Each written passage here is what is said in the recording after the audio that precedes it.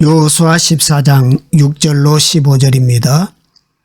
그때에 유다 자손이 길갈에 있는 여호수아에게 나아오고 그니스 사람 여분네 아들 갈렙이 여호수아에게 말하되 여호와께서 가데스 바네아에서 나와 당신에게 대하여 하나님의 사람 모세에게 이르신 일을 당신이 아시는 바라.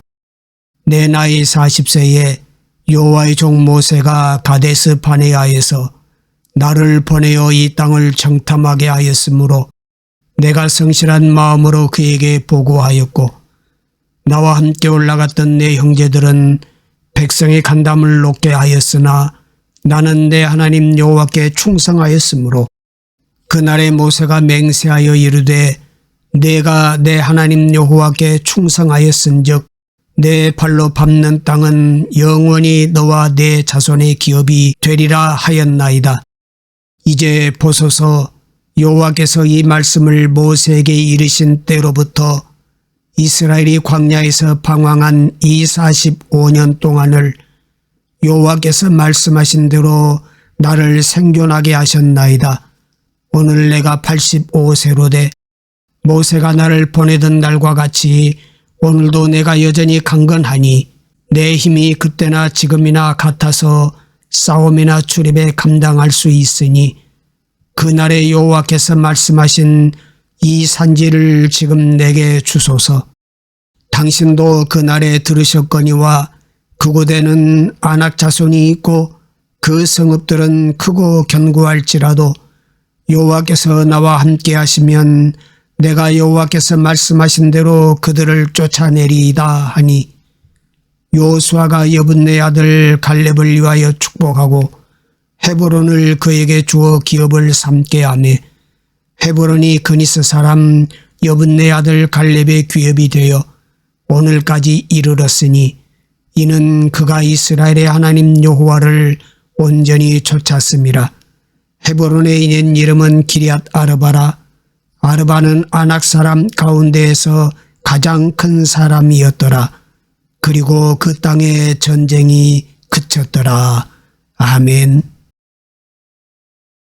사람들은 환경에 적응하고 또 환경에 따라서 행동이 변합니다.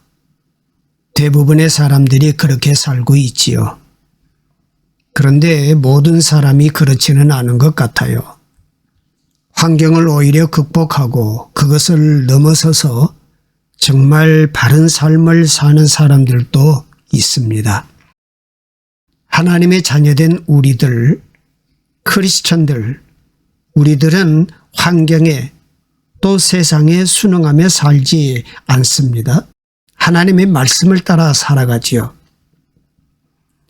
죽은 물고기는 물살을 거슬러 올라가지 못하고 살아있는 물고기만 물살을 거슬러 올라간다는 말처럼 정말 살아있는 신앙을 가지고 있는 사람들은 환경에 굴하지 않습니다. 말씀 붙들고 살아갑니다. 갈렙이 그런 사람이었습니다.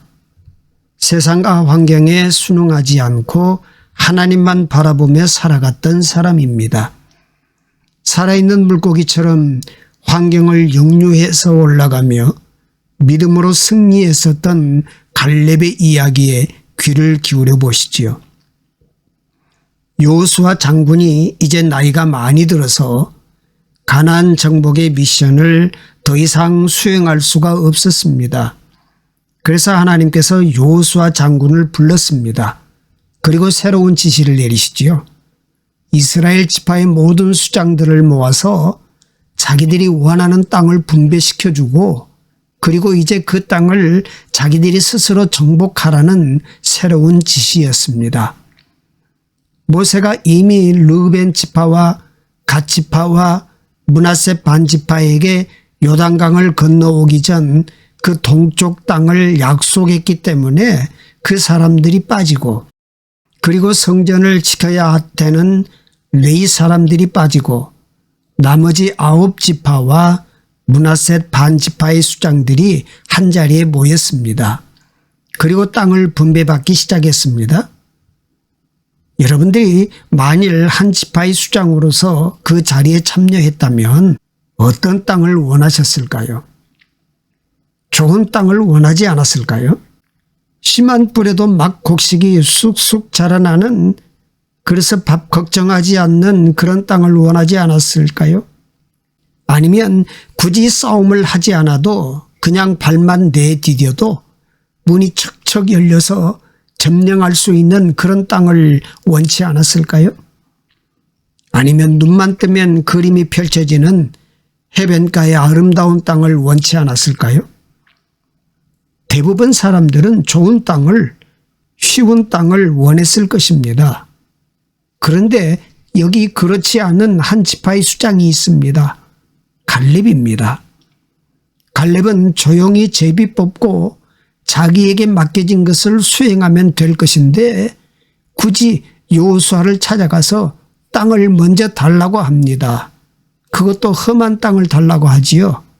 헤브론 지역입니다. 12절 말씀에 이렇게 기록되어 있습니다. 이 산지를 지금 내게 주소서. 당신도 그 날에 들으셨거니와 그곳에는 아낙 자손이 있고 그 성읍들은 크고 견고할지라도 여호와께서 나와 함께 하시면 내가 여호와께서 말씀하신 대로 그들을 쫓아내리이다. 아멘. 평지도 아닌 산지를 달라고 합니다. 농사 잘 짓지 못하는 그 땅을 달라고 합니다. 게다가 거인 족속인 아낙 족속이 있는 땅을 달라고 했습니다. 그 성들이 견고해서 전쟁하기 힘든 그 땅을 달라고 얘기합니다. 그 땅이 헤브론의 땅인데 15절에 보니까 헤브론의 옛 이름은 기럇 아르바라. 아르바는 아낙 사람 가운데서 가장 큰 사람이었더라, 이렇게 기록하고 있지요.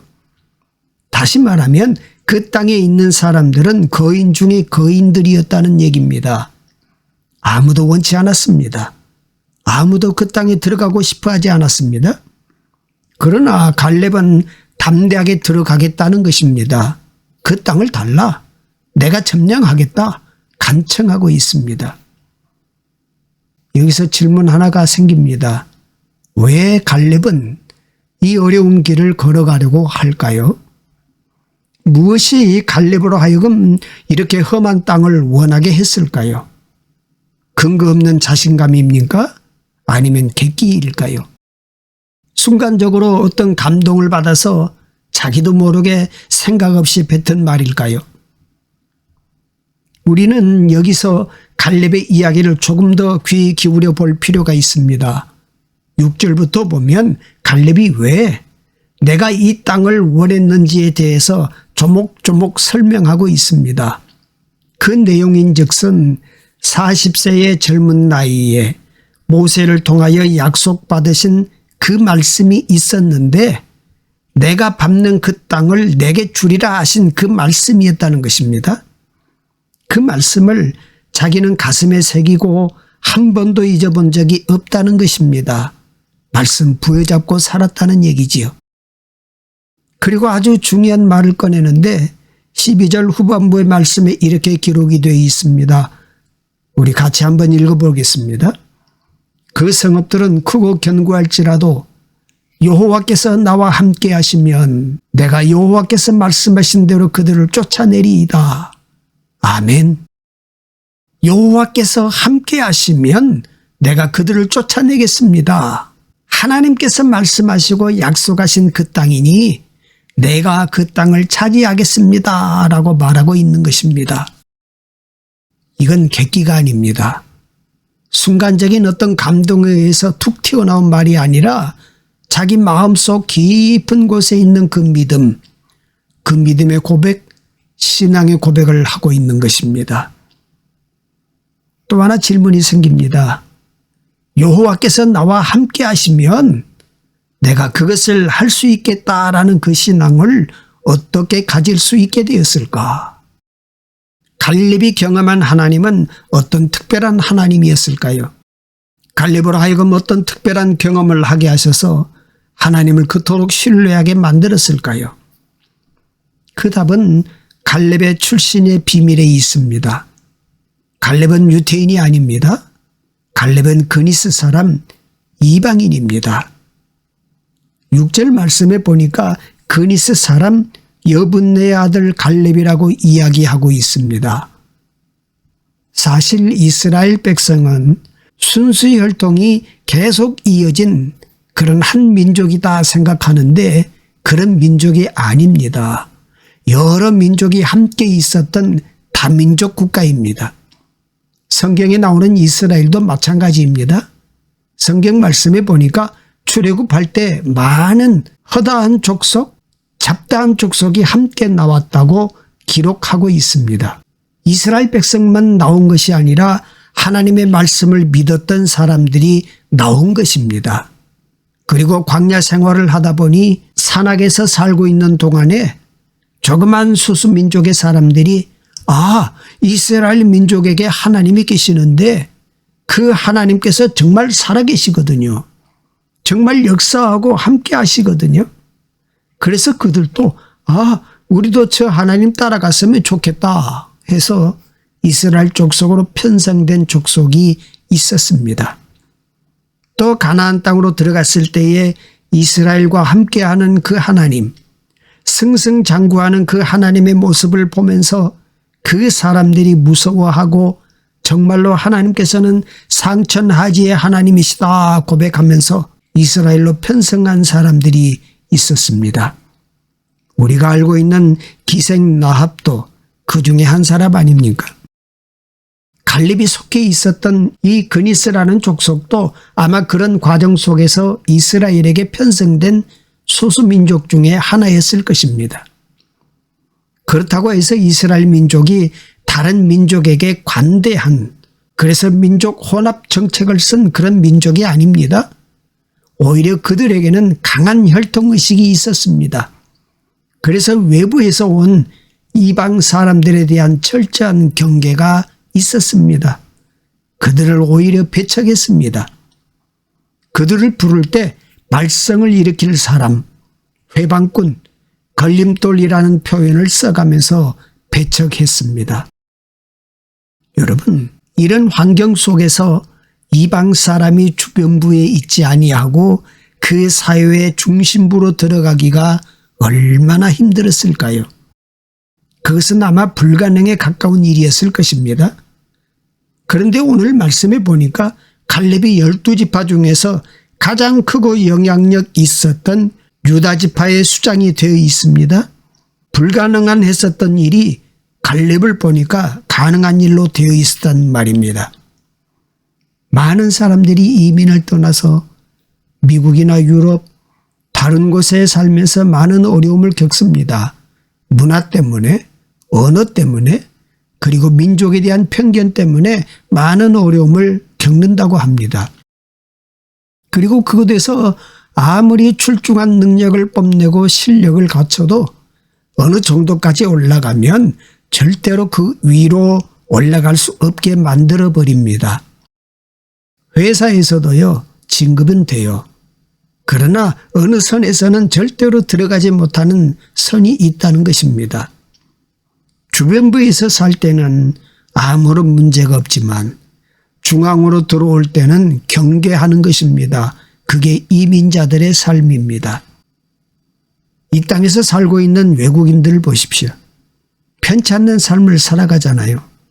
우리들이 관대하게 포용하고 있지만 언어 때문에 힘들어합니다. 문화 때문에 힘들어하고요. 민족에 대한 편견 때문에 수도 없이 많은 고초를 겪습니다. 그런 상황에서 갈렙이 자라났다는 것입니다. 얼마나 많은 비굴한 취급을 받았을까요? 마음속에 품었던 그 꿈을 수도 없이 짓밟혔을 것입니다. 그러나 갈렙은 환경을 탓하지 않습니다. 오히려 그것을 꿋꿋이 믿음으로 이겨나갔습니다. 마침내 그리고 유다의 수장이 되었습니다. 족장이 되었다는 얘기예요. 하나님께서 역사하신 것입니다. 갈렙은 불가능한 것도 가능케 하시는 하나님의 손길을 그의 일생 가운데 경험했었던 것이지요. 그렇게 세워짐을 받을 수가 없는 일인데 하나님께서는 나를 붙드시고 하나님께서 내 인생을 책임져 주시고 나는 하나님의 손을 꼭 붙들었고 하나님의 약속을 가슴에 품고 살다 보니 하나님께서 이곳까지 올려주셨구나. 불가능한 것도 가능하게 하신 하나님이라는 것을 갈렙은 그의 삶 속에서 체득했습니다. 그래서 지금 이 고백은 순간적인 감정의 고백도 아닙니다. 객기도 아닙니다. 믿음의 고백입니다. 구체적으로 경험된 하나님에 대한 믿음의 고백인 것입니다. 하나님께서 나와 함께 하신다면 그날의 여호와께서 말씀하신 이 산지를 내게 주시옵소서. 지금까지 나와 함께 하신 것처럼 지금 이 순간에도 나와 함께 하신다면 내가 그 땅을 차지하겠나이다 라고 고백하고 있는 것입니다. 갈렙의 믿음의 길을 방해하는 그 어려운 환경은 이방인으로서의 삶만이 아니었을 것입니다. 그는 평생 2인자였습니다. 넘버 2. 절대로 1인자가 될 수 없는 사람, 이방인의 한계였을까요? 갈렙의 위치는 항상 여호수아 다음입니다. 성경 말씀에 보면 항상 여호수아와 갈렙이라고 써 있지요. 갈렙과 여호수아라고 쓴 적이 없습니다. 항상 여호수아와 갈렙입니다. 그래서 우리도 갈렙을 생각할 때 갈렙을 따로 생각하지 않고 여호수아와 함께 있었던 또 다른 장군 갈렙을 생각하지요. 넘버 2. 일평생 2인자였습니다. 그런데 모든 걸 내려놓고 한번 따져봅시다. 여호수아와 갈렙, 용맹의 갈렙이 여호수아에게 뒤집니까? 충성이 뒤집니까? 믿음이 뒤지나요?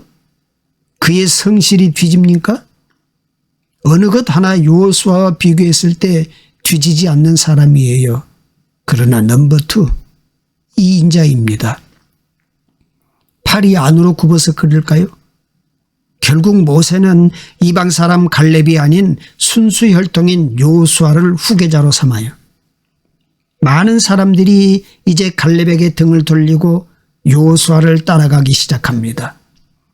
인간적으로 생각해 봤을 때 얼마나 화가 났을까요? 얼마나 서운했을까요? 그 배신감이 얼마나 컸을까요? 내가 이스라엘을 위해서 얼마나 충성했는데, 내가 그 전장의 사지를 헤매면서 얼마나 죽을 힘을 다해 싸웠는데 아마 답답하고 서운한 마음이 몰려왔을 것입니다. 어쩌면 갈렙 마음속에 질투심이 있었을 수도 있었습니다. 여호수아에 대한 질투심, 일평생 2인자로서의 삶, 여호수아를 바라보면서 여호수아의 안티그룹이 될 수도 있었습니다. 주변 사람들은 수군거립니다. 일평생 2인자, 일평생 2인자, 아마 그렇게 수군덕거렸을 거예요. 그러나 갈렙은 그 세상 소리에 귀를 기울이지 않았습니다. 오직 하나님께서 하신 그 약속만 바라봐요. 그리고 자기의 길을 걸어갑니다. 사람들의 소리에 마음 흔들려서 인생을 완전히 괜히 망가뜨린 사람이 있지 않습니까? 우리가 잘 아는 사울 왕이에요. 사울 왕도 처음에는 하나님께 인정받은 사람입니다. 하나님의 마음에 합당한 사람이었어요. 키도 아주 크고요. 용모가 좋았어요. 겸손했습니다. 실력이 있었습니다. 전쟁에서는 용맹했습니다. 이스라엘의 그 혼돈스러움을 정리하고 왕국의 체제를 놓은 사람이에요. 대단한 일을 한 사람이지요. 그런 그가 한순간에 무너지는데 어떤 큰 전쟁으로 인해서 무너지는 것이 아니라 여인 몇 사람이 부르는 노래 한 소절에 무너지는 것입니다. 한 소절의 노래가 귀에 들어옵니다. 그리고 심장에 박힙니다. 그리고 빠지지 않습니다. 그 소리가 떠나지 않습니다. 사울은 천천히요, 다윗은 만만히로다. 마음속에 질투심이 꿈틀거립니다. 그 후로는 더 이상 늠름한 왕이 아니라 애송이 목동 하나 잡으려고 모든 것을 걸어버리는 미련한 왕이 되었습니다. 언제나 서나 다윗 생각, 항상 다윗 생각만 하는 것입니다.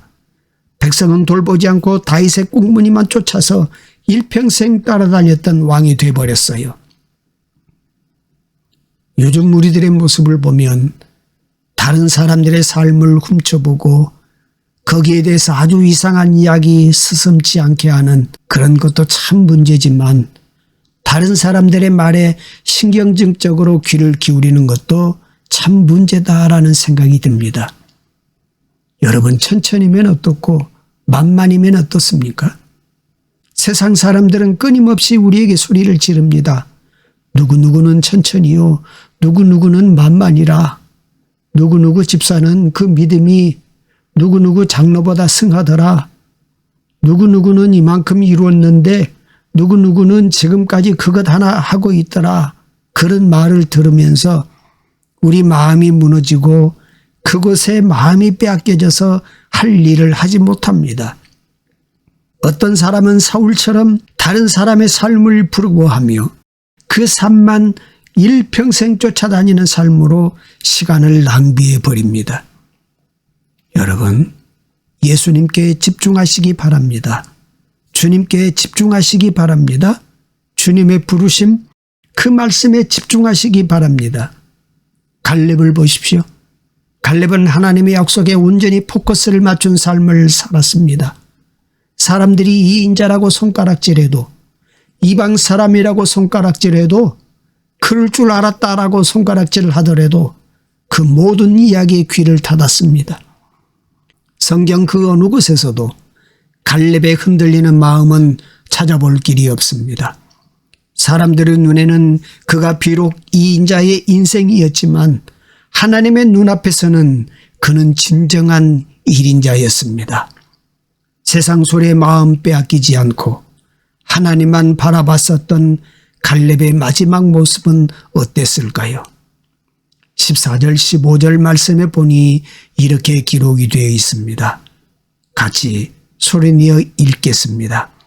헤브론이 그니스 사람 여분네 아들 갈렙의 기업이 되어 오늘까지 이르렀으니 이는 그가 이스라엘의 하나님 여호와를 온전히 쫓았음이라. 헤브론의 옛 이름은 기럇 아르바라.